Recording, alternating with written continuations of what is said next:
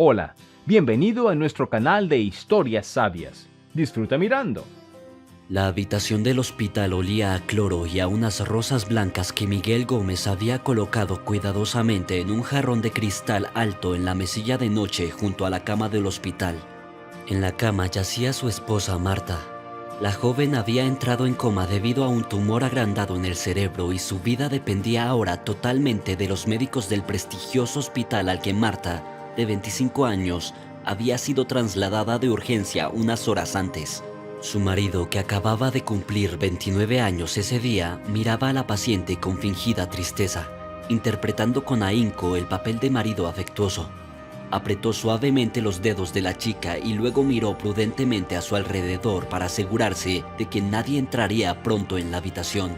Miguel se acercó todo lo que pudo al oído de su mujer y le susurró suavemente: «Oh, Marta, no tienes ni idea del regalo de cumpleaños que me has hecho. No podría ni soñar con eso». En ese momento, la puerta de la habitación se abrió con un chirrido y el hombre adoptó de inmediato la postura de un cónyuge afligido, agachado sobre la cama y ahogándose en sollozos artificiales. «Mi querida y dulce niña, ¿cómo puede ser? ¿Por qué tú, Dios?». Miguel estaba inclinado sobre la manga de su bata del hospital prestada por las enfermeras. Su espalda temblaba por la pena y el sufrimiento imaginados. «Señor Miguel Gómez, perdone que le interrumpa, pero tiene que firmar unos papeles sobre la estancia de su mujer en la clínica». El médico de Marta tocó el hombro de su marido y le animó suavemente a calmarse. Miguel se dio la vuelta lentamente. Antes de que el médico pudiera ver, había conseguido frotarse los ojos con el borde del paño almidonado, lo que le hizo parecer lloroso con el enrojecimiento natural de los párpados. «Doctor, dígame la verdad. ¿Cómo está?», el joven marido dijo en tono suplicante. El cirujano parecía un poco desconcertado, pero respondió sin entrar en demasiados detalles médicos. «Bueno», levantó las manos, «su esposa se encuentra en un estado estable y grave. Hicimos todo lo posible para salvar su vida, sin embargo, no tiene sentido estimar un plazo para su recuperación. Pasarán al menos unas semanas antes de que podamos sacar conclusiones definitivas sobre su tratamiento posterior». Miguel fingió limpiarse las lágrimas invisibles de los ojos y luego se estiró lentamente. «Pero, ¿no puedes mentirme? No va a salir del coma pronto, ¿verdad? Doctor, debo saber de antemano si algo irreparable le sucede a mi amada cónyuge. Quizás debería ir ya a un notario para redactar todos los documentos comerciales necesarios en caso de su muerte. No es un proceso rápido y es muy exigente. ¿Quién sabe cuánto tiempo nos queda a Marta y a mí?». «Bueno, ¿por qué entierras al bebé por adelantado, Miguel Gómez?». El médico miró sorprendido al joven. «Te digo que es demasiado pronto para especular. Al fin y al cabo, enfermedades como la de Marta tienen un tratamiento complejo. No en un mes, a veces incluso en un año. Si esperamos la más mínima reacción a los estímulos externos, bueno, por ejemplo, la luz, el movimiento en la habitación, solo eso sería un éxito». Miguel volvió a mirar a la mujer en la cama. Estaba pálida, pero seguía siendo hermosa, casi tan hermosa como el día en que ella y su futuro marido se conocieron. Marta parecía haber caído en un profundo sueño, un sueño del que se suponía que nunca saldría. Después de acariciar el brazo de su mujer, Miguel se levantó y tiró suavemente del médico detrás de él. Lentamente, para que pudiera dar sentido a sus palabras, dijo: «Es decir, las posibilidades de que mi querida esposa salga del coma y vuelva a ser competente en el próximo año o dos son esencialmente nulas, ¿verdad? ¿Estoy leyendo bien?». Miguel miró significativamente al cirujano. Él, a su vez, dudó. Y en ese momento Miguel vio en su cara exactamente lo que quería: vulnerabilidad. Se notaba en la forma en que la comisura de su boca se movía nerviosamente, o en el repentino, brusco y fino temblor de sus enjutas manos. El sudor en la frente del cirujano convenció a Miguel de que había interpretado correctamente la implicación del hombre. «Bueno, no exactamente cero, pero lo suficientemente cerca, sí, debes admitirlo». Los ojos del cirujano se movieron rápidamente de un lado a otro, como si se sintiera incómodo de admitir este triste hecho. Miguel decidió que valía la pena aprovechar esto y presionar al obstinado médico que jugaba a las virtudes. Hacía tiempo que se rumoreaba en el hospital que el cirujano jefe se bebía una botella de alcohol al final de la jornada, o que jugaba a las cartas con sus colegas de la unidad de traumatología para moderar la adrenalina que corría por su torrente sanguíneo. Miguel vio muy claramente la debilidad de su carácter, así como su pasión por el dinero. Durante el tiempo que llevaba en la compañía de su esposa, el hombre se había vuelto experto en este tipo de preguntas engañosas. Solo faltaba saber el precio. Dígame, doctor, ¿es posible hacer que... Bueno, no sé cómo decirlo suavemente, pero bueno... ¿pueda contar con su ayuda para mantener a mi mujer en coma? No por mucho tiempo, un par de meses al principio y luego... Entonces firmaré los papeles para quitarle el soporte vital. Los ojos del cirujano se abrieron momentáneamente. Aunque supo inmediatamente de qué estaba hablando, el hombre seguía sorprendido por el descarado cinismo del joven. «Monsieur, teme a Dios», susurró el cirujano. Sin embargo, Gómez detuvo la mirada de coronación del hombre presentándole una cifra de 5 dígitos en la pantalla de su smartphone. «¿Tal cantidad te conviene, Benito Hidalgo?», con una presión pidió Miguel. «Si quieres más, puedo arreglarlo. Pero entonces necesitaría una mayor garantía de que la mujer que yace en esta habitación ciertamente no vivirá para ver la primavera». El cirujano miró a Miguel en silencio. Al segundo siguiente, su nuez de Adán se movió brusca y brevemente, tras lo cual el médico tragó nerviosamente. Bueno. Paseó Miguel el pulgar por la pantalla y el número se convirtió instantáneamente en 6 cifras. El médico jefe se quedó casi sin palabras por el miedo y la admiración. Asintiendo hacia Marta, preguntó en silencio: «¿Qué te ha hecho ella para que estés dispuesto a hacerle algo tan monstruoso?». El marido de la joven se limitó a sonreír irónicamente. «Benito Hidalgo, ¿por qué demonios has tenido de repente conciencia? Seamos concretos, ¿está de acuerdo o se niega? No tengo tiempo para ocuparme de la persuasión. Después de todo, no tengo prácticamente nada que perder». «Pero, ¿cómo lo imaginas?». El cirujano levantó la voz. «Supongamos que, aunque estuviera de acuerdo, no podría negarme a tratar a un paciente difícil. Después de todo, soy médico. Se supone que debo salvar vidas, no quitarlas». «Ah, un médico», se burló el joven. «Mira, no te estoy pidiendo que la mates, solo necesito que la trates un poco menos de lo habitual. Bueno, mucho menos de lo que tradicionalmente maneja la enfermedad en esta situación. Eso es todo. Tú eres el médico, tú escribes las recetas, y cualquier tratamiento que prescriba para mi esposa, lo tomaré, de todo corazón, como se dice». Miguel puso la mano en el hombro del médico y sonrió de forma conspiradora. «Entonces, lo tenemos todo resuelto. ¿Puedo contar con usted?». Benito Hidalgo dudó, frotando el borde de su bata durante unos segundos, pero entonces la codicia que llevaba adentro acabó por imponerse. «Bien, no creo que tenga sentido hacer terapia agresiva aquí. Nos limitaremos a pequeñas dosis de medicación al principio y luego ya veremos. Si no hay avances». El cirujano miró elocuentemente a Miguel, que le recompensó con una palmadita amistosa en el hombro. «Bien, haré el primer pago del tratamiento en cuanto estén listos los resultados de las pruebas. Sabes lo que quiero ver en ellos. Y, doctor Benito Hidalgo, espero que no sea necesario recordarle que nuestra conversación no vale la pena que la conozca ni una sola alma viva». El cirujano asintió con la cabeza y se apresuró a salir de la habitación, refiriéndose a los otros pacientes que también necesitaban su atención y ayuda.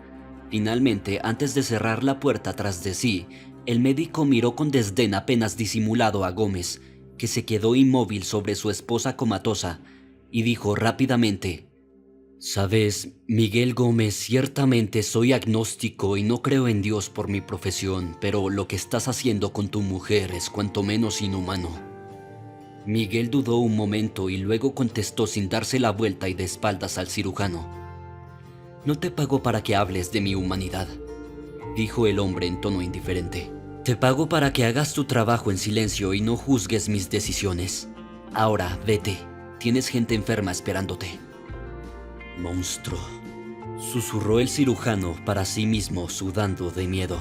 Sacudió la cabeza y se fue a realizar sus tareas médicas. Ni el astuto y cruel marido que estaba al lado de Marta, ni el cirujano jefe de la clínica sabían que toda su conversación la había escuchado de principio a fin.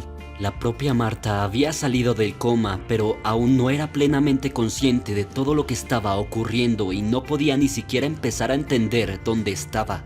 Al principio se alegró cuando escuchó voces conocidas, pero la información que siguió parecía tan irracional e inconsciente con la realidad que Marta pensó que todo era un largo y aterrador sueño, un producto de su mente enfermiza. Marta anhelaba abrir los ojos para darse cuenta de que las cosas terribles que llegaban a sus oídos eran solo visiones dolorosas, nada más.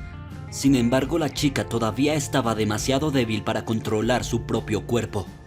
El consiguiente ataque de fuerte dolor de cabeza acabó por convencerla de que la horrible verdad revelada al paciente en la sala de cuidados intensivos era real hasta el punto de hacerla temblar. Entonces su propio marido quería deshacerse de ella, y lo iba a hacer con especial sangre fría y cálculo, para sobornar al médico que la atendía para que no tratara bien a la paciente rica, y entonces su propio marido la desconectaría del respirador. Era un plan limpio y endiabladamente sencillo. Lo más probable es que a Miguel no le haya temblado la mano a la hora de firmar el permiso. A Marta le resultaba difícil de creer, pero no tanto como podría parecer en un principio. El caso es que Marta hacía tiempo que había empezado a notar cambios en su marido.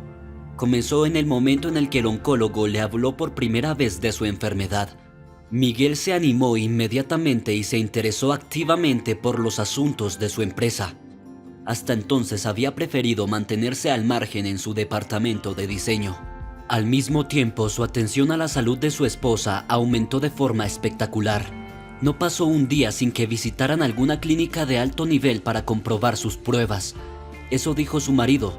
Por lo visto, Miguel no se creía que su querida mitad pudiera estar tan repentina y gravemente enferma, y por eso quería averiguar todo lo posible sobre el estado de Marta, para estar absolutamente seguro de que tenían algo de qué preocuparse. No te alteres antes de saberlo, querida, le exhortó su marido. Quién sabe, tal vez estos médicos se equivocaron, las pruebas se mezclaron o se tomaron incorrectamente. La competencia personal de los especialistas o la codicia banal, por ejemplo. Ya sabes, lo rentable que es para ellos sacar el dinero de gente como nosotros hasta el final. Lo sé, Miguel, dijo entonces, pero un tumor cerebral y unos cuantos miles de dólares en medicamentos no pueden ser recetados por los médicos sin una buena razón. Solo ahora, tumbada medio inconsciente, sin poder mover las pestañas, Marta comprendió por qué su querido marido necesitaba de repente volver a comprobar sus pruebas. Solo quería asegurarse de que ella no tuviera ninguna oportunidad. Y quería asegurarse de que ella no tuviera ninguna oportunidad en caso de que tuviera que fingir ser su marido amable y atento durante los próximos años. Ahora, todo estaba muy claro. Marta oyó vibrar débilmente el teléfono móvil en la mano de su marido. Entonces oyó a Miguel hablando con alguien que parecía ser una mujer. Hola, cariño, sí, todavía estoy en el hospital. No te preocupes, me pasaré esta noche. Todavía tengo que visitar a nuestro notario familiar. Sí. Quiero saber qué derechos tendré sobre la herencia de mi mujer cuando fallezca. Bueno, no te aburras sin mí. Ir a la tienda y comprar algo para la cena. Vamos a celebrarlo. No, estoy bastante seguro de que no se va a recuperar. Por supuesto, un coma. Esto ya no es una broma. Marta sintió que todo su ser se inundaba desde el interior con una continua y ardiente rabia e ira. De repente, la chica sintió un sabor salado en la boca, similar a si se mordiera la mejilla desde adentro. Con todas sus fuerzas se dio cuenta de que, sin saberlo, había podido mover la lengua e incluso apretar los dientes, que era lo que había causado la herida. El sabor de su propia sangre le recordó a Marta que estaba viva y que no debía rendirse ahora bajo ninguna circunstancia. Su marido, mientras tanto, ronroneaba románticamente algo en el tubo a su amante. De que era ella, la chica no tenía ninguna duda. Entonces Miguel se despidió con cariño de su señora. Muy bien, cariño, ten paciencia. No queda mucho tiempo, un mes, tal vez menos. Depende de cómo vaya. Sí, yo también tengo muchas ganas. Besos. Su marido se desmayó y Marta reprimió su ira con un tremendo esfuerzo de voluntad. Un latido rápido del corazón le habría delatado con un fuerte pitido. Fingiendo que seguía siendo un vegetal, trató de calmarse. Ahora mismo necesitaba reunir fuerzas y hacer lo que pudiera para recuperar el control de su propio cuerpo. «Hasta mañana, querida», se despidió Miguel de su mujer. «Me aseguraré de visitarte para comprobar que sigues tan inmóvil y sin emociones como antes. Eso es exactamente lo que quiero que hagas. Sé una buena chica y no pongas nervioso a tu querido marido». Marta sintió el ligero roce de los labios de su marido en su frente. Si no hubiera estado paralizada, habría abofeteado al bribón con tanta fuerza que se habría paseado con la cara tan roja como una langosta hervida. Cuando oyó que la puerta se cerraba tras él, se permitió relajarse. Necesitaba tiempo para recuperarse por completo y entrar en razón, pero el problema era que apenas le quedaba tiempo. «Está bien, mi amor, veremos cuál de los dos gana su juego sucio». El afán de supervivencia era tan fuerte en Marta que literalmente se ordenó a sí misma que se calmara y tratara de llevar todos sus sentimientos a un denominador común. Necesitó todo su autocontrol para no sucumbir al impulso y pulsar el botón de llamada de emergencia de la enfermera con la yema del dedo, revelando así su estado. Podía sentir cómo la sangre corría por sus venas cada vez más rápido, lavando sus órganos vitales y haciendo que sus miembros recuperaran poco a poco, milímetro a milímetro, su sensibilidad. Con un puño de voluntad, Marta obligó a su cuerpo a relajarse y luego se sumió en un agradable sueño. Se durmió casi al instante, a pesar del estrés y la tremenda agitación emocional que había sufrido. El sueño se mezcló con los recuerdos en su mente, haciendo que el pasado de la chica resurgiera con coloridas imágenes de su problemática infancia y adolescencia. Marta pasó los primeros 5 años y medio de su vida en un orfanato. Marta nunca conoció a sus verdaderos padres. En el orfanato le pusieron un bonito nombre.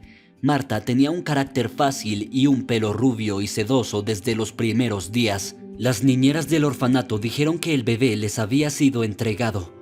Así como en las películas, en una cesta dejada justo en la puerta, yacía un bebé recién nacido. Todo lo que la niña sabía era que aquel día que la encontraron frente a la puerta del orfanato, cayó un terrible aguacero. Poco después de que Marta cumpliera 5 años, fue adoptada por una familia de ingenieros sin hijos de una pequeña ciudad cualquiera. Eran buenas personas. Cuando Marta se hizo mayor, a menudo daba gracias a Dios por haberle dado esta maravillosa familia. Aunque la familia Gómez nunca fue especialmente rica, el dinero siempre fue abundante. Andrés y Catalina se consideraban de clase media. Tenían un buen coche, un piso de 2 habitaciones en la peor parte de la ciudad y una pequeña casa de campo. La casa de campo siempre había sido el mejor recuerdo de la niña. Allí la pequeña Marta sintió una especial paz y la esperanza de que en el futuro tendría una vida mejor. Al ver a su abuela cultivar todo tipo de hierbas extrañas en su pequeño huerto, Marta creía que todo era un gran jardín encantado, y su querida abuela era una verdadera hechicera, a la que se le había asignado la tarea de vigilar el jardín y asegurarse de que ningún vecino entrometido se metiera en él. La abuela Elena solo podía maravillarse de la fértil imaginación de la niña. A la anciana le resultó difícil al principio aceptar el hecho de que su hija y su marido no pudieran tener hijos propios. Sin embargo, como mujer sabia y que había visto mucho en su vida, no se opuso a su deseo de llevarse un niño del orfanato. Cuando la pequeña Marta fue llevada a conocer a su abuela por primera vez, Elena no pudo evitar salpicar sus brazos. Cuánto se parecía la niña a su propia hija. Pronto encontraron un lenguaje común con la pequeña Marta. Y ahora la niña les contaba a todos los chicos que tenía su propia y verdadera abuela, y también poseer un jardín mágico. La mayoría de los niños se rieron de la niña. Sabían muy bien que la familia Gómez no tenía ningún jardín encantado. Sin embargo, Marta no dejó de creer en la ilusión creada por su imaginación, y los padres no tenían ninguna prisa por destruirla. «Déjala que crea», le decía repetidamente el padre de Andrés a su mujer cuando ésta se preocupaba por la forma de pensar de su hija pequeña. «Cuando vaya a la escuela se dará cuenta de que realmente hay tan poca magia en el mundo que cada aparición es como un milagro». «Pero los vecinos y los niños se van a reír de nuestra hija». Catalina no podía calmarse. «Entiendo por supuesto que está muy feliz de estar por fin con su verdadera familia y de tener unos padres y abuelos completos, pero solo temo que esta alegría traspase inadvertidamente los límites de la razón. ¿Y si su imaginación es tan fértil por una razón? ¿Y si es un signo de algún tipo de enfermedad mental que empieza a desarrollarse en la niña? No, mi amor, quiero mucho a nuestra hija, pero me preocupa su salud y su futuro. Es decir, no sabemos quiénes eran sus padres. Tal vez deberíamos llevar a Marta a un médico. En ese momento, el padre encendió un cigarrillo y frunció el ceño hacia su mujer. No digas tonterías, Catalina. Es solo una niña y quiere creer en la magia y en los milagros. Al fin y al cabo, pasó del orfanato a un hogar de verdad, con padres reales y cariñosos. Piensa en cómo te comportarías tú si estuvieras en su lugar, si te encontraras en una situación similar a los 6 años. Catalina lo pensó y luego asintió. Probablemente tengas razón. He estado muy preocupada con todo este alboroto y chismes infantiles. No hay que ponerse en las nubes. Es que yo era más sensata y práctica cuando tenía su edad. No creía en los milagros ni en Papá Noel, por desgracia. En respuesta, el hombre sonrió y le acarició la cabeza cariñosamente. Ya verás, Catalina, nuestra Marta se lo enseñará a todos en el colegio.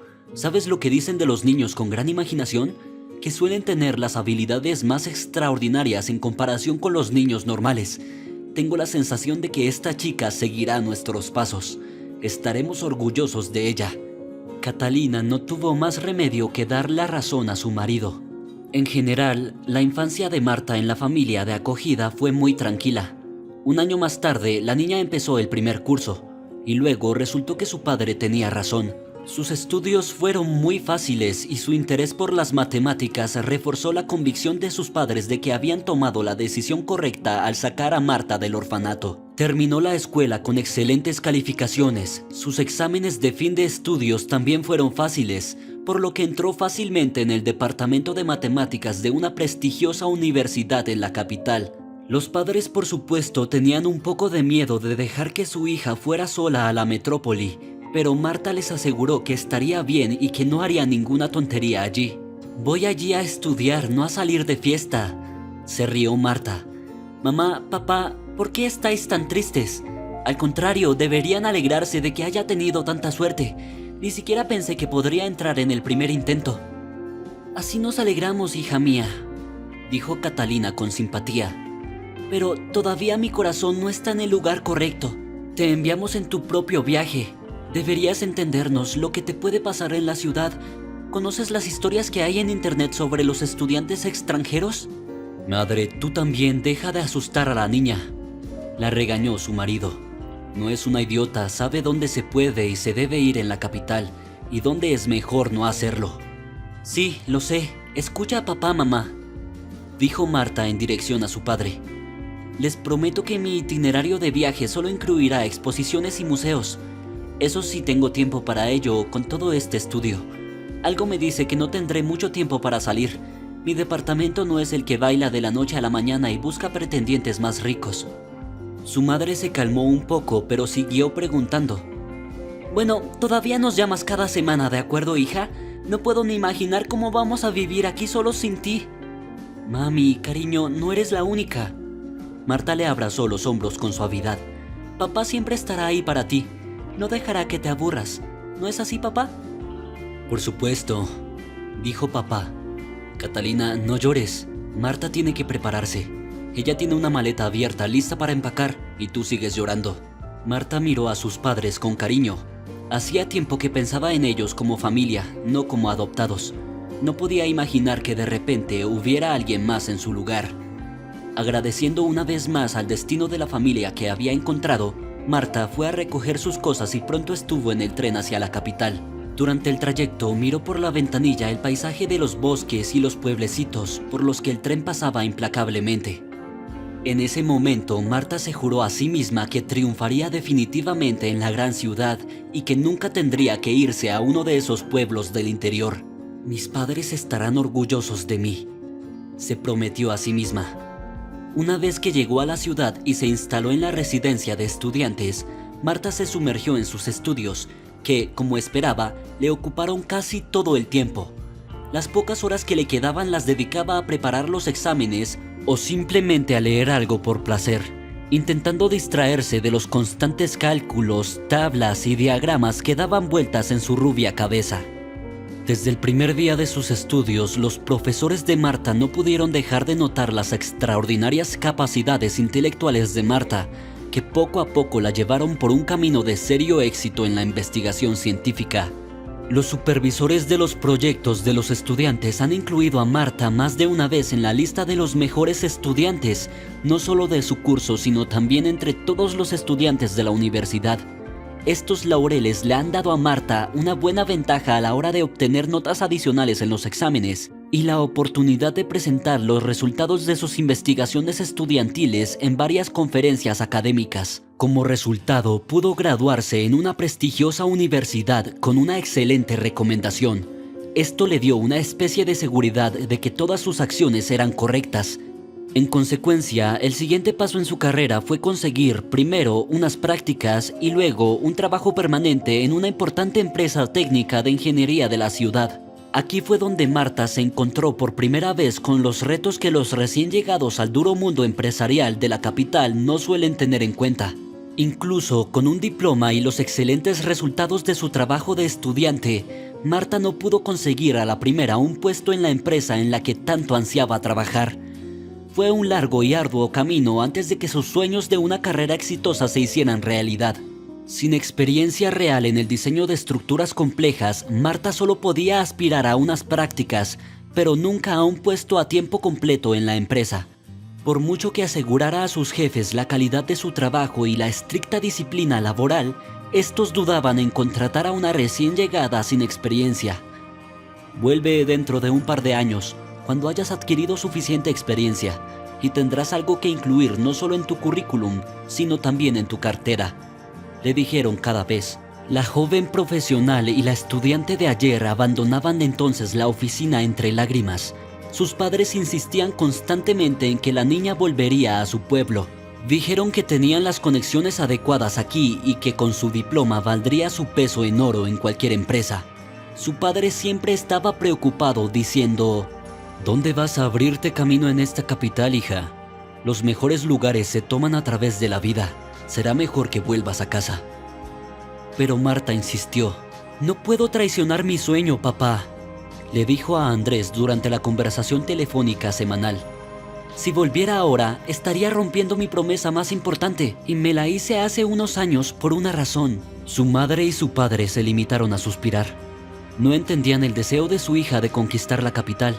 Sin embargo, independientemente de lo que pensaran sobre las peculiaridades de su hija, seguían respetando su decisión de quedarse en la metrópoli. Mientras tanto, había que pagar la habitación alquilada en la que ahora vivía Marta. Marta se había mudado del albergue hacía solo un par de meses, en cuanto terminó la universidad. El dinero que Marta había estado ahorrando de su beca y del que había estado viviendo todo este tiempo se estaba acabando. No quiso pedir ayuda a sus padres, que ya lo estaban pasando mal. Le daba vergüenza admitir que el dinero que le había dejado a Marta apenas alcanzaba para pagar su habitación durante el mes siguiente. Necesitaba urgentemente un trabajo, así que frenó su apetito profesional y trató de encontrar un trabajo en el que su falta de experiencia en un campo tan complicado como la ingeniería no fuera un obstáculo para ganar dinero.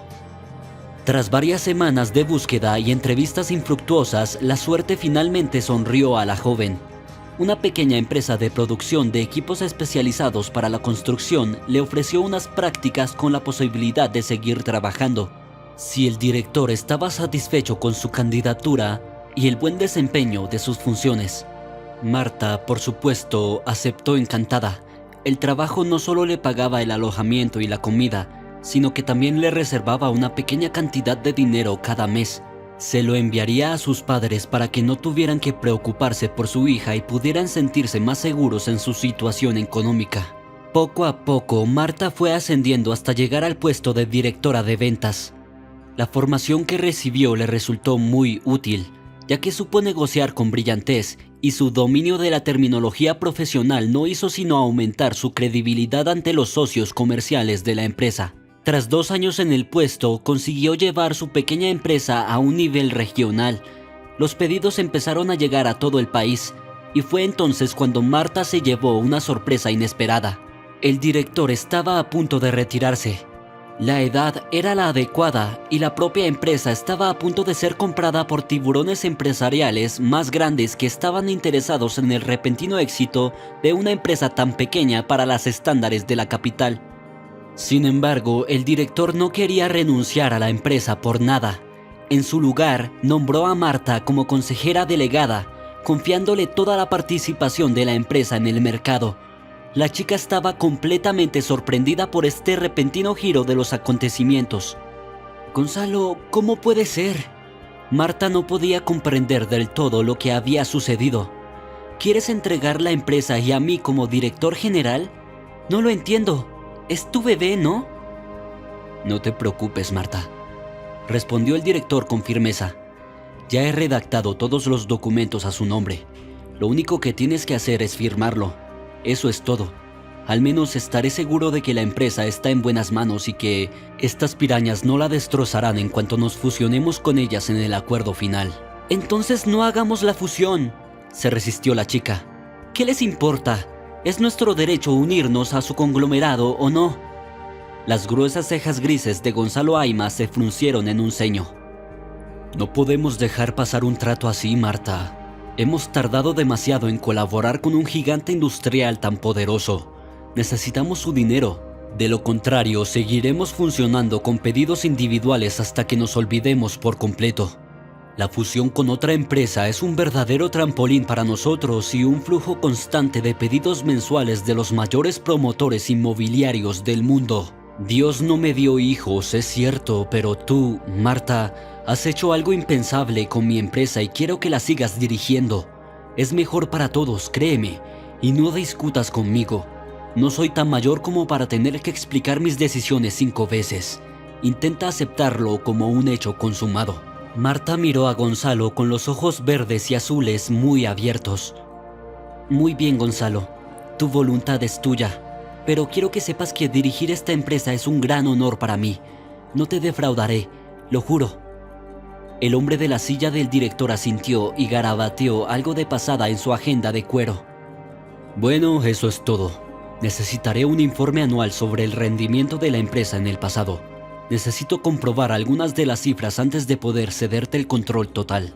Pocos días después, Marta se convirtió en directora general de la empresa. Y entonces se produjo su acuerdo conjunto para tomar el relevo bajo el ala de otra empresa. Las negociaciones se llevaron a cabo al más alto nivel, y Marta pudo obtener las mejores condiciones posibles de sus nuevos socios comerciales. Marta pudo mantener su estatus individual convirtiéndose en contratista oficial de sus colegas más veteranos. Separados en un sector distinto dentro de otra empresa, pudieron, como preveía Gonzalo, realizar su trabajo habitual al tiempo que accedían a la dotación de la empresa matriz. Rápidamente, Marta pasó de ser una becaria dulce y un poco ingenua a ser una joven empresaria próspera con una clara comprensión de la buena gestión, a la vez que conocía el valor del dinero. No se le escapó ningún trato o pedido potencialmente lucrativo. Prefería implicarse personalmente en todo. Gracias a este enfoque, Marta pudo alcanzar rápidamente el nivel de sus socios principales y ganarse no solo su respeto, sino también la plena participación en los principales contratos internacionales. Sin embargo, en el fondo, Marta seguía siendo una persona romántica y desenfadada, que anhelaba los milagros y el cumplimiento de los deseos de su corazón. Por eso, cuando una ola de pasión llegó a su vida y la golpeó con Miguel, Marta bajó toda la guardia, esperando que se produjera un milagro y consiguiera lo que había soñado en secreto durante mucho tiempo: una familia propia. Se habían conocido en una feria internacional en la que Marta presentaba sus productos a colegas y clientes extranjeros. Accidentalmente, Miguel se cruzó con Marta e inmediatamente se ganó su corazón con su impactante buen aspecto y su cautivador carisma. Alto, musculoso, guapo, con una mata de pelo negro a su lado, pero con la piel completamente pálida y unos ojos azules increíblemente profundos. Le recordaba a Marta a un príncipe de cuento de hadas, similar al que le había capturado sus sueños muchas veces cuando era solo una niña. Los jóvenes encontraron inmediatamente un lenguaje común y un tema de conversación. Resultó que Chávez trabajaba como diseñador jefe en un estudio de arquitectura de la ciudad. Sin embargo, Chávez lleva mucho tiempo soñando con unirse a su empresa porque allí hay mejores perspectivas para él. «Oh, te he conocido», dijo Marta riendo. Marta se rió. «Estamos buscando un jefe de diseño en nuestra empresa». Nada más decir esto y mencionar su cargo en la empresa, le pareció que a Miguel se le iluminaron los ojos. De hecho, era una llama de codicia y cálculo, pero Marta no pensó en esto en absoluto. El joven pidió inmediatamente ser entrevistado en su departamento como diseñador principal y acompañarla a casa esa noche. Aunque Marta era lo suficientemente rica como para permitirse un coche, no quería cargar con los problemas de la propiedad de uno, así que prefirió tomar un taxi de negocios. Cuando aceptó la propuesta de Miguel y se subió a su coche, no tenía ni idea de lo que vendría después. El joven y glamuroso diseñador invitó primero a la empresaria a tomar un café y la noche terminó con el hecho de que Marta pasó esa noche en el piso de Miguel, sin poder resistirse a los encantos de este guapo alto y tan seguro de sí mismo. Un romance tormentoso se desarrolló entre ellos con una pasión increíble que recordaba a un tifón. Era como si estuvieran en llamas, como si no pudieran resistir sus propias sensaciones de ardor. Viajes de fin de semana a Niza y Milán, vacaciones en Hawái, un domingo de ópera en París. Todo esto le parecía un cuento de hadas a Marta. Sin embargo, lo que la chica no sabía en ese momento era que todo ese placer se pagaba con los numerosos préstamos que su amante pensaba pagar cuando alcanzara su objetivo final: casarse con el rico propietario de una empresa de construcción. De un modo u otro, la propuesta de convertirse en su esposa, hecha por Miguel hacia Marta al son del musical de la Ópera Metropolitana de Nueva York, fue aceptada sin un momento de duda. Su felicidad era demasiado grande para reflexionar sobre la precipitación de tal paso. Enamorado y la magia del momento hicieron a Marta demasiado vulnerable para dudar de la sinceridad de los sentimientos de su apasionado admirador. Ni siquiera le sorprendió una extraña petición que Miguel expresó casi en cuanto la chica dijo que sí. «Marta, puedo parecerte tonto y anticuado, pero déjame pedirte un pequeño favor». «Cualquier cosa, mi amor», contestó la chica automáticamente. «¿Puedo llevar tu apellido cuando nos casemos, querida?». Marta lo miró con asombro. «Me encanta tu apellido, Chávez. Pensé que iba a tomar tu apellido y ser Marta Chávez. ¿No suena bien?». Los ojos azules de Miguel brillaron con irritación por un momento, pero rápidamente reprimió el sentimiento inapropiado por el momento. Todo tenía que ser perfecto. Tenía que creerle de todo corazón. «Por supuesto». Se estiró con una sonrisa irónica. «Pero entonces tendrías mucho trabajo con el papeleo y la empresa tampoco querría incurrir en el coste de tiempo de volver a registrarte. Dejémoslo como está. Tomaré tu apellido y no tendrás que cambiar nada». Marta sintió que una cálida ola de ternura inundaba su corazón. «Querido señor, ¿es esto lo que quieres hacer por mí?», dijo Marta con ingenuidad y entusiasmo. «¡Qué dulce! Nunca hubiera imaginado que fueras tan considerado. Esto demuestra que he elegido al mejor hombre del mundo para ser mi marido». «Todo por tu bien, mi amor», dijo Miguel en voz baja. Y luego estrechó a Marta entre sus brazos y le dio un largo y apasionado beso que la mareó. La joven pareja se casó un mes después. En ese momento, muchas personas, a espaldas de la directora general, susurraron que se había casado de forma demasiado precipitada y apresurada. Sin embargo, a la propia Marta no le importaban los cotilleos de la oficina. Inmediatamente se hizo cargo del departamento de diseño de su esposa y parecía increíblemente feliz, colmando a su amada de amor y cuidados. Solo ahora, al borde de la muerte, Marta se dio cuenta de que el canalla de ojos azules había tomado su apellido por una razón. El papeleo sería mucho menos molesto cuando la empresa pasara a sus manos como heredero directo de su propia esposa enferma. Marta se acordó de un episodio de la boda, cuya pompa y boato habían impresionado mucho a los pocos amigos de la muchacha en aquel momento. Los novios iban vestidos con trajes y joyas de alta costura y parecían auténticas estrellas de cine. La ceremonia tuvo lugar en un carísimo yate blanco como la nieve que la pareja había alquilado para la noche de la celebración. Los padres de la novia destacaron entre los demás invitados, modestos ingenieros jubilados Estaban por supuesto encantados de que su hija hubiera encontrado por fin la felicidad personal. Sin embargo, se les notaba en la cara, no es el tipo de marido que la madre y el padre querían para su independiente y exitosa Marta. Andrés, el padre adoptivo de Marta, se llevó entonces a la niña a un lado y le preguntó en voz baja: Marta, cariño, ¿estás segura de que el hombre al que has llamado marido esta mañana es definitivamente digno de ti? Por supuesto, papá. ¿Qué clase de pregunta es esa? Marta miró a su padre con sorpresa. Miguel y yo nos amamos y esto durará para siempre. Estoy segura. ¿Por qué haces esa pregunta? Su padre miró a su prometido con una expresión extraña en los ojos. Te diré las cosas como son, hija mía. No me gusta. ¿Por qué no? Marta estaba sinceramente sorprendida. Andrés se mordió los labios y luego respondió: No es sincero, no es real. Parecía un vampiro. Ojos azules, piel pálida. Cuidado, hija, antes de que beba sangre de ti. Marta arrancó su mano del firme agarre de su padre. ¿De qué estás hablando, papá? Miguel es la persona más cercana a mí después de ti y de mamá. Pero no dejaré que nadie hable mal de él. ¿Me oyes? Nadie, ni siquiera tú. Papá solo levantó las cejas sorprendido. Nadie dijo nada de eso. Solo ten cuidado con él. Confía en mis instintos de ingeniero. Este joven no es tan simple como te gustaría pensar. Marta y su familia casi se pelean esa noche. Los padres se negaron a aceptar al cónyuge de su hija adoptiva hasta el final, pero trataron de contener sus emociones para no arruinar por completo ese día festivo. Ahora, una vez más, la muchacha se reprendía a sí misma por negarse a escuchar las palabras de sus allegados. Lo que será, será, será, pensó Marta con cansancio, mientras trataba de sobrellevar la ola de odio que crecía en su corazón hacia su marido. Marta y Miguel llevaban solo 2 años viviendo juntos antes de que a ella le diagnosticaran un tumor. Todo empezó de forma inocua. Marta se sentía cada vez más mareada y al principio pensó que se trataba de una migraña.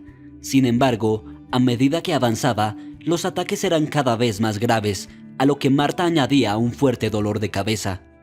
En el momento en que la dueña de la empresa de construcción se desmayó varias veces durante unas negociaciones importantes, su marido decidió que Marta debía ir al médico.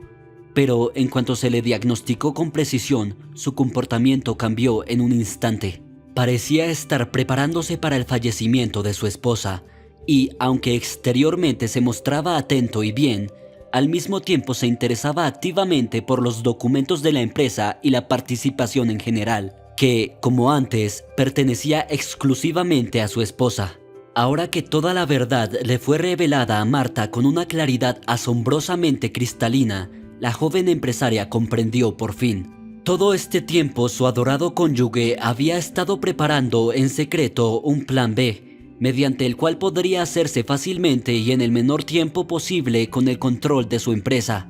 Marta, en todo este diabólico espectáculo, solo tenía el hermoso papel de mártir, una pantalla para tapar todas las atrocidades de su amado esposo, honrando la memoria de su difunta esposa a la que él mismo iba a apagar. Miguel, junto con su amante, tomará todas las riendas de la empresa y tendrá acceso a todo el dinero de Marta. Lo peor de la historia es que Marta había amado sinceramente a su marido durante todo este tiempo y nunca podría haber imaginado que él sería capaz de un acto tan atroz.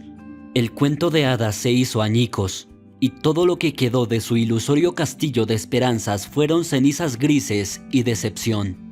Cuando Marta recuperó la conciencia, consiguió abrir los ojos lo suficiente como para mirar a su alrededor. Por desgracia, el cuerpo de la chica aún no había recuperado del todo su sensibilidad. Por lo tanto, Marta no podía ni siquiera levantarse de la cama. En ese momento, la enfermera de guardia, Angélica, entró repentinamente en la habitación, y al ver que la paciente podía abrir los ojos y que estaba despierta, quiso alegrarse de sus progresos. «Ah, ¿y quién ha entrado en razón aquí? ¿Quién le abrió los ojos?» La joven, con un leve movimiento, sopló los flecos negros que habían caído sobre su bonito rostro ligeramente oriental. «Dios, me alegro mucho por ti, Marta Gómez.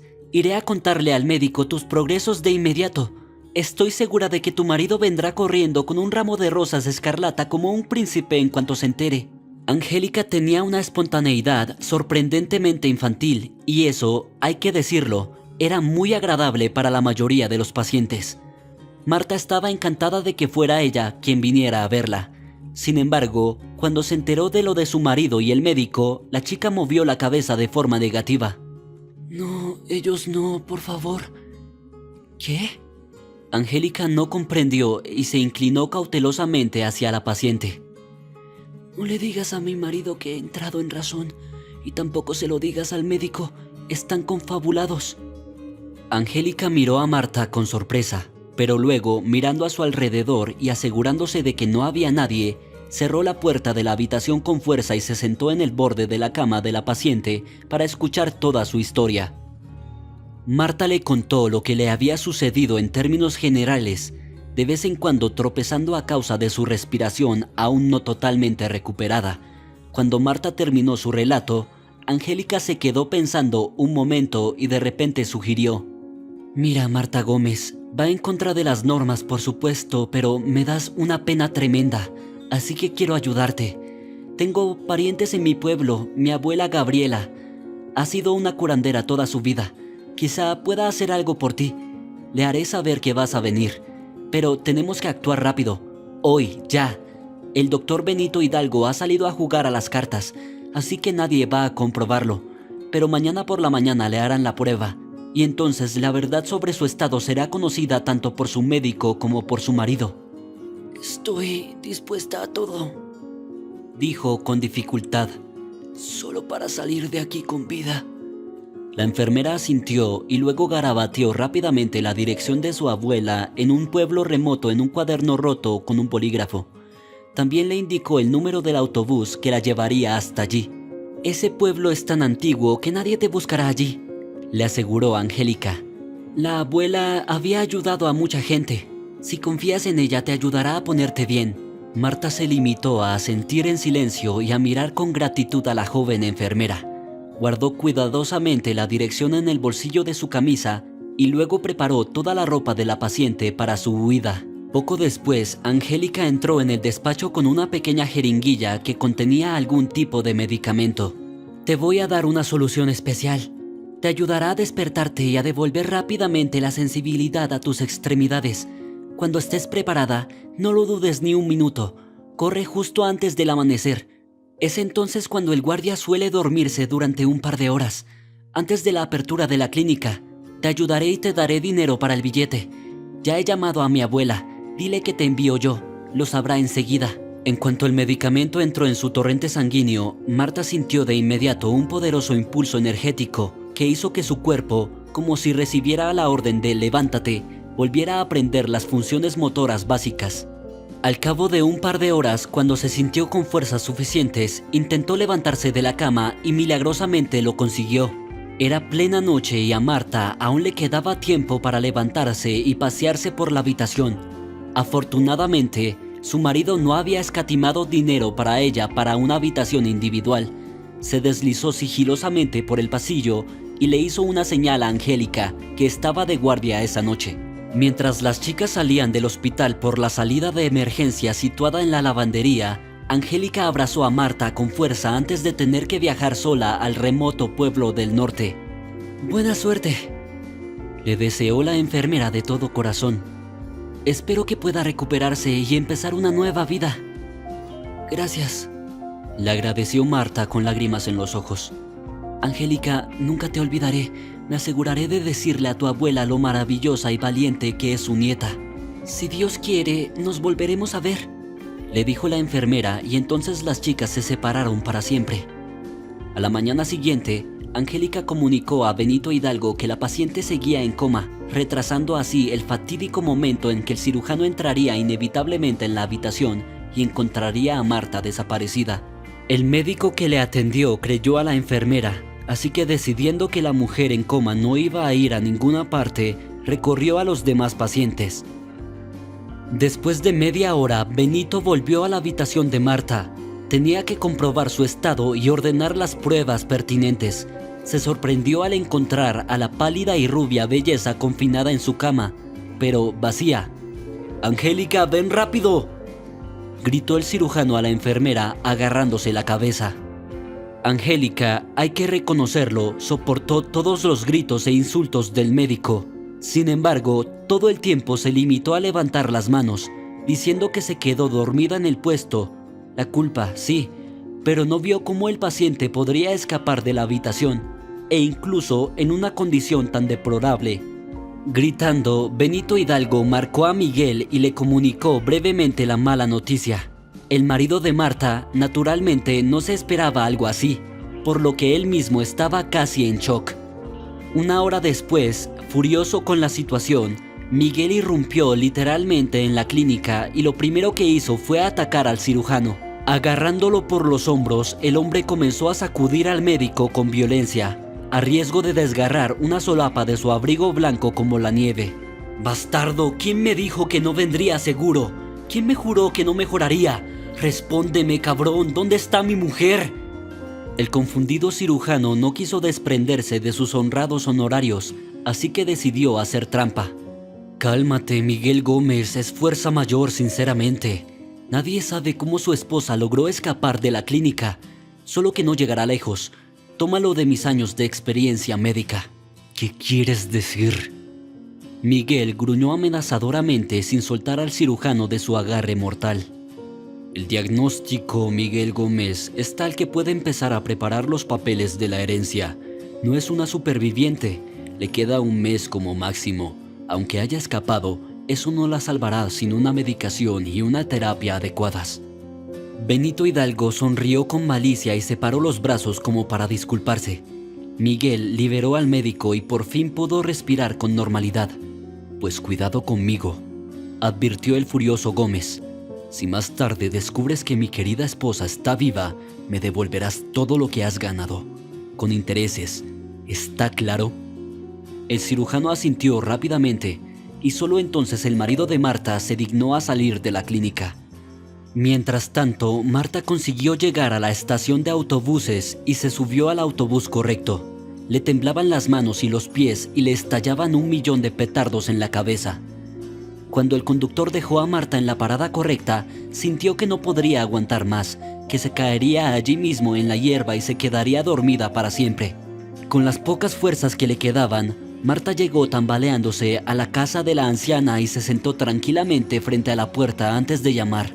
Sin embargo, era como si ya la esperaran. La puerta se abrió y una mujer alta y robusta de unos 70 años apareció en el umbral. Su pelo blanco como la nieve estaba recogido bajo un pulcro pañuelo oscuro. Su rostro severo no mostraba más que calma y comprensión. «Bueno, eres una chica enfermiza y pensé que tendría que seguirte al bosque». La anciana arrastró a la niña al interior de la casa y la acostó en la amplia cama individual, que había sido especialmente colocada con ropa de cama fresca. Después de agitar las manos sobre la cabeza de Marta, que yacía inconsciente, la abuela Gabriela, que era la abuela, sacó una conclusión decepcionante. «Oh, lo voy a pasar mal contigo, pequeña. Angélica me habló de ti y sobre tu marido, ese demonio tuyo. ¿Cuánta sangre te ha chupado la bestia? Pero también se ocupará de él. Dios lo ve todo. Saldremos de esta, chica. Aguanta». Marta empezaba a recobrar el sentido y lo único que pudo decir a su abuela: «No me entregues a él, por favor. Angélica dijo que podrías ayudar». «Puedo ayudar», asintió. «Pero mi ayuda sería inútil si no crees en ti mismo y en que te curarás y encontrarás a Dios en tu corazón». «Puedo», susurró Marta y volvió a caer en el olvido. A partir de ese día, Gabriela y Marta comenzaron su ardua labor como sanadoras.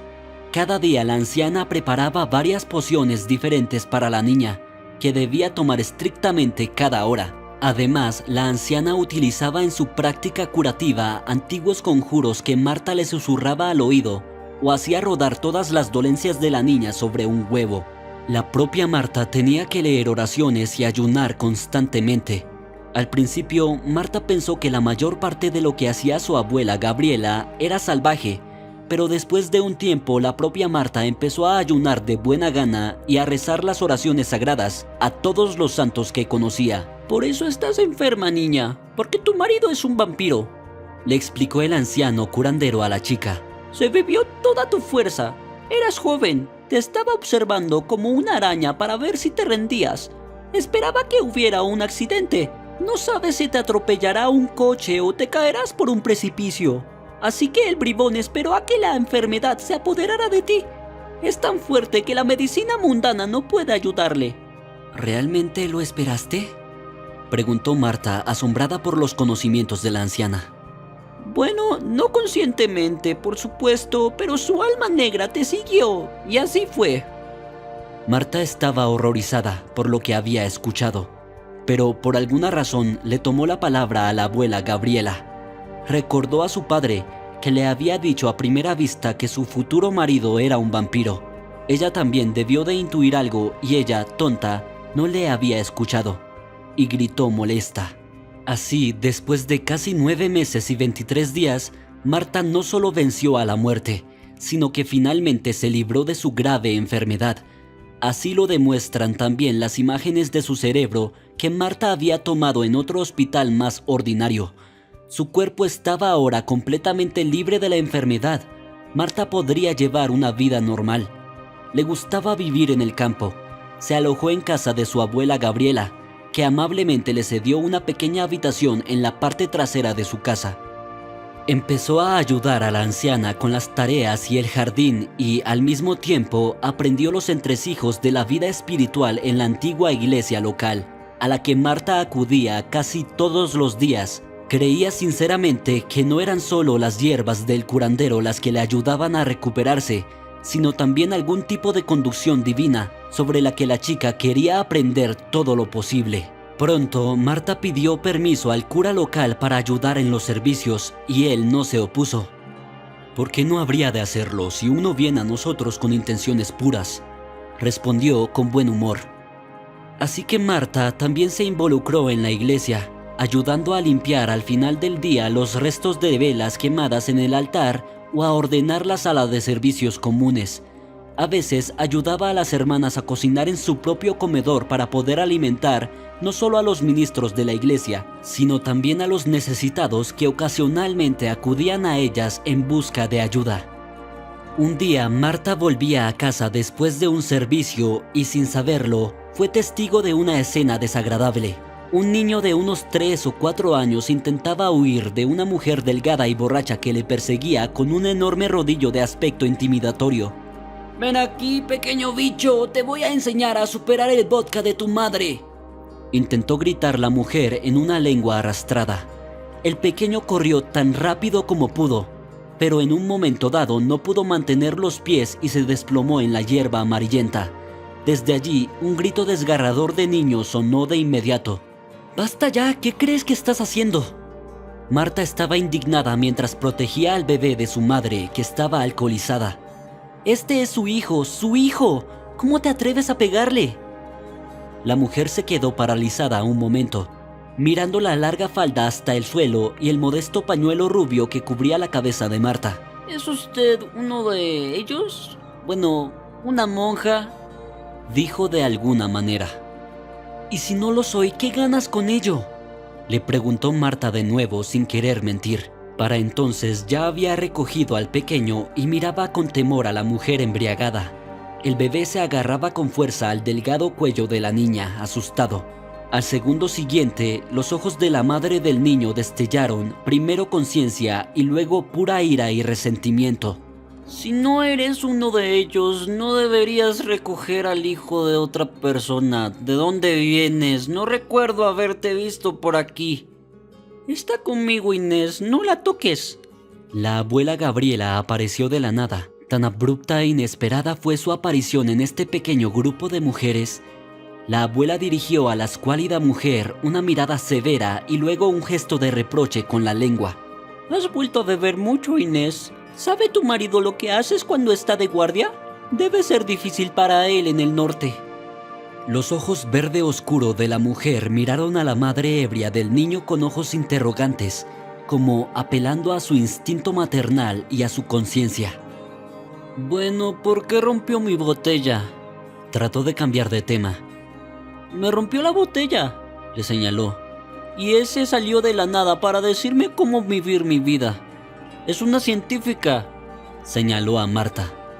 Deberías empezar por hacer tus propios bebés antes de empezar a dar consejos. Son todos tan inteligentes. No voy a darle el bebé a esa mujer, dijo Marta con firmeza, dirigiéndose a la abuela Gabriela. Cuando su padre regrese, entonces veremos. ¿Qué es toda esta tontería? Inés chilló e intentó arrebatar al bebé de los brazos de la niña, pero la chica la empujó fácilmente a ella y al bebé. Iré a la policía. Escribiré un informe. Serás arrestado rápidamente. No puedo ayudaros, malditas brujas. ¿Dónde pondrás al niño, me pregunto? Preguntó la anciana a Marta con una mirada socarrona. No tengo esos arreglos. Tendrás que ocuparte tú misma. ¿Sabes cómo? Lo haré, le dijo Marta brevemente y luego comenzó a tararear una canción al niño para calmarlo. Aprenderá. Bueno, murmuró la sanadora para sí misma y siguió a la chica con una sonrisa irónica. Como había prometido, Marta se quedó con Enrique, el nombre del bebé, hasta que su padre regresó a casa desde el duro norte, donde iba cada pocos meses a trabajar. Ramón no tenía ni idea de que su mujer estaba bebiendo hasta morir mientras él estaba fuera. También llevó allí a otros hombres. Cuando se enteró de lo sucedido, primero fue a casa de la abuela Gabriela para recoger al bebé y agradecer a Marta que no dejara desaparecer a su hijo. La joven rubia con un pasado misterioso se encariñó inmediatamente con el hombre alto y robusto. Sin embargo, la anciana doctora le advirtió que la chica estaba casada y que si iba en serio con ella debía esperar a que se divorciara de su vampiro primero. El hombre se divorció de Inés casi inmediatamente, privándola de sus derechos parentales. No se puso tan histérica como en el juicio y amenazó con echar una maldición a esas malditas brujas, refiriéndose a la abuela Gabriela y a Marta.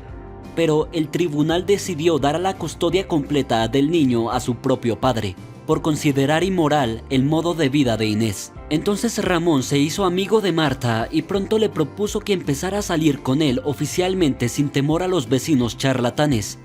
Marta lo haría con gusto, pero todavía había una cosa que tenía que hacer en la ciudad y que debía ser resuelta tarde o temprano. Hasta que no lo hiciera, no podría hablar de ninguna relación.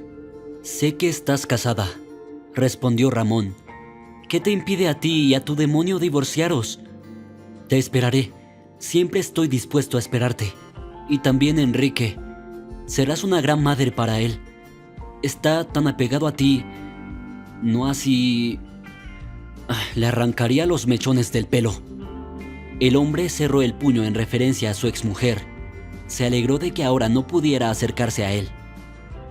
Ramón, yo también quiero estar contigo y con Enrique, te lo juro. La chica se persignó rápidamente 3 veces. Excepto que no es tan simple como dices. Si pudiera presentarme ante ese engendro, habría pedido el divorcio hace mucho tiempo. Pero con él tengo una historia diferente.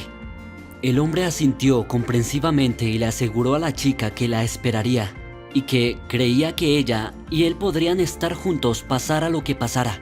Marta, puedo visitar a tu marido en la ciudad y explicarle la situación hombre por hombre. Lo haré con cuidado para que nadie lo sepa.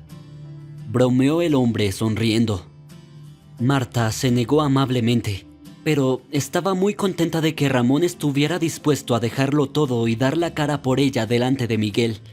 No tenía la pasión fatal que una vez le había encandilado tanto en su exmarido, pero la cautivó de otras maneras: fiabilidad, amabilidad y una especie de cálido resplandor que invadía a Marta cada vez que miraba a Ramón. Miguel vivía en la capital, siendo viudo oficial desde hacía más de 1 año, y era perfectamente capaz de manejar el dinero de su difunta esposa. Como Marta había previsto, el proceso de herencia y el traspaso de la empresa a él se produjo en muy poco tiempo. Después de eso, el señor Gómez sintió que tenía el control de Marta. El único problema era que Miguel era diseñador de profesión, no gestor. Pronto la empresa de su exmujer empezó a tener grandes pérdidas. Sin embargo, Miguel trató de no preocuparse por ello, dejando la mayoría de sus responsabilidades a varias personas. Él mismo disfrutaba de su relación con su amante Adela y se complacía en gastar el dinero por el que Marta había trabajado tanto. Marta, por su parte, vivía tranquilamente en el pueblo y se alegraba de que Dios, Enrique y Ramón y algún nuevo sentido habían aparecido en su vida, que ella misma aún no podía definir con exactitud. Lo único que la frustró fue su pequeña y vieja iglesia que debería haber sido renovada hace mucho tiempo, pero nunca se había encontrado dinero para ello. Por primera vez desde su vida, Marta se preguntaba cómo iba su empresa y qué pasaba con las cuentas a las que hacía tiempo había transferido cierta cantidad de dinero cada mes. La oportunidad de averiguar la verdad llegó muy pronto. Ramón acababa de salir en otro viaje de negocios y Enrique quedó de nuevo al cuidado de Marta, a la que ahora llamaba desvergonzadamente mamá en público. Ese mismo día, Marta y el bebé fueron juntos a la oficina de correos. Entre las revistas gratuitas, mientras Marta esperaba en la cola para recibir su paquete, había encargado velas nuevas para la iglesia que se compraron con dinero de los feligreses. Se encontró con una colorida revista profana. En la portada aparecía la sorprendente noticia de que el multimillonario Miguel Gómez se casaba con su nueva novia Adela este fin de semana. Marta se sintió espeluznantemente incómoda. En la foto, Miguel y su prometida, la misma amante, parecían muy felices. Deberían estarlo con su dinero. Este momento fue decisivo para Marta, que aceptó las consecuencias de su difícil elección y se dirigió a la ciudad, llevándose a Enrique con ella. Quería mirar a los ojos del hombre que la había traicionado tan cruelmente y que había destruido casi por completo su fe en la bondad. Marta, vestida con la sotana que suele llevar en la iglesia, fue directamente a la boda de su exmarido. La fiesta se celebró en un lujoso y costoso restaurante, al que solo estaban invitados los VIP y las personalidades de los medios de comunicación. Los bailes de fantasía estaban en pleno apogeo en el gran salón. Marta se identificó como la representante de la iglesia a la que Miguel Gómez había pedido que acudiera a la recepción para concertar una boda con la novia. El niño era su propio hijo, al que, por desgracia, no tenía con quién dejar. El guardia de seguridad dejó entrar a la chica a regañadientes y ella, tras sentar a Enrique en una mesa con dulces, se acercó sigilosamente al DJ donde le pidió un micrófono para unos minutos. «Quiero felicitar a los recién casados», sonrió Marta con buen humor. El DJ, aunque sorprendido, cedió ante la bella monja. Además, el propio joven se preguntaba qué tipo de saludo sería. Marta tomó el micrófono y se dirigió a su exmarido y a su amante prometida a gritos. «¿Y bien, Miguel? ¿Te diviertes con el dinero de los demás? Veo que has elegido a una hermosa novia. Es la misma chica con la que hablabas por teléfono en la habitación mientras tu mujer se moría a tu lado, encadenada a la cama». Miguel y Adela miraron horrorizados a Marta.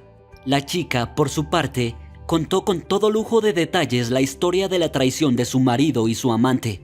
Los invitados se quedaron en silencio, como si se hubieran echado agua en la boca. Nadie sabía si la líder de la iglesia decía la verdad o si solo hablaba por pura locura. Una cosa era cierta: la boda estaba irremediablemente arruinada. «Marta», dijo Miguel aterrorizado. Y entonces todos se dieron cuenta de que lo que había dicho la monja era cierto. Miguel fue despedido de la empresa unos días más tarde, lo que le dejó sin acceso al dinero de su exmujer y al patrimonio total de la empresa. El avergonzado no tuvo más remedio que huir del país con su amante, llevándose lo poco que ya había retirado de las cuentas. Marta, por su parte, pudo por fin recuperar su verdadera identidad y lo primero que hizo fue pedir el divorcio a su odiado exmarido. La mujer ya no quería saber nada de él. Retirando todo el dinero de sus cuentas, Marta construyó una nueva iglesia en el pueblo. Ella y algunas hermanas y monjes de un monasterio cercano habían convertido la antigua iglesia en un refugio para los enfermos y los sin techo. Allí siempre podían recibir primeros auxilios, un plato de sopa caliente y un refugio temporal. Junto a la nueva iglesia, Marta construyó un hospital especial para aquellos que, como ella, habían perdido toda la fe en la curación. Aquí se practicaban los métodos de la antigua homeopatía, junto con los últimos avances médicos y las prácticas espirituales. Todo ello ayudó a las personas a recuperar la fe en sí mismas y en su poder, activando así las reservas ocultas de su cuerpo. Pronto se corrió la voz de las terapias progresistas de Marta más allá de las ciudades y pueblos vecinos, atrayendo a almas sufrientes de todo el país. Marta y Ramón ya pueden vivir juntos en paz. La pareja se prepara para su boda y Marta espera un hijo con el hombre que ama, sin dejar de ser una madre maravillosa para Enrique. Los padres de Marta finalmente fueron a visitarlos y aprobaron la decisión de su hija. Recientemente, los recién casados recibieron la visita de su abuela Gabriela. Miró la barriga de la futura mamá, sonrió y dijo con autoridad: «Ya veo, pequeña, tu felicidad está a la vuelta de la esquina. Vas a tener gemelos». Marta le devolvió la sonrisa. «Si Dios quiere, habrá gemelos. De hecho, Ramón y yo queremos otro niño y una niña». «Pues se te dará según tu fe», citó una línea de la Biblia. Ahora, la pareja espera con interés ver si se cumple la predicción de la abuela Gabriela. Aunque el género de sus hijos no es realmente importante para ellos, ella y Ramón amarán a cualquiera. Si te ha gustado la historia, por favor, dale un me gusta y suscríbete al canal.